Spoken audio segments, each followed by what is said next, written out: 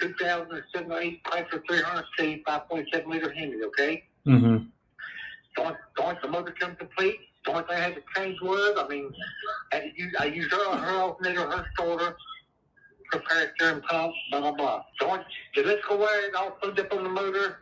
The tips, when the jump still took the motor out, the electrical wire on it, that went to the fuel injector in the fuel rail on top of the motor, they cut in. Okay? I used her old motor to put on the used motor she bought, okay? I've got it in the car. It cranks up and runs, but it's in limp mode. I don't have no accelerator pedal.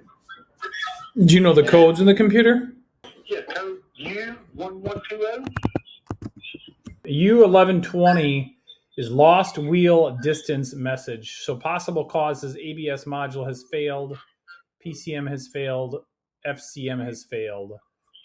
So lost. So we got a module that's offline. I bet you. Oil pressure sending unit. So this is just for the oil pressure. I don't think this is going to be related. Okay, now be honest with you, the battery that she had in the car, it went bad. I took my battery out of my Ford F-150 and put it in the car to crank it up. It won't respond to the gas pedal. I've cut it off. I've cut the switch on. I've mashed the gas pedal 5 or 6 times to the floor, slowly cranked it up, let it run for 4 or 5 minutes. It still won't accelerate the gas.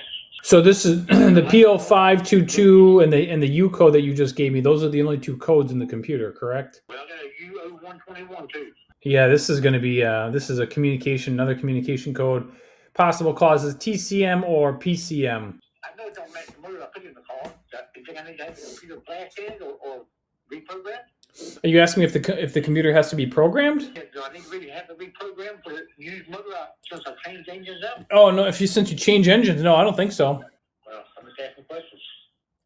So what I would recommend that you do is, you got communication codes. The very first thing that needs to be done is you or someone with a compatible scan tool needs to access all the modules on board the vehicle, and they need to see which modules are communicating and which modules are not communicating.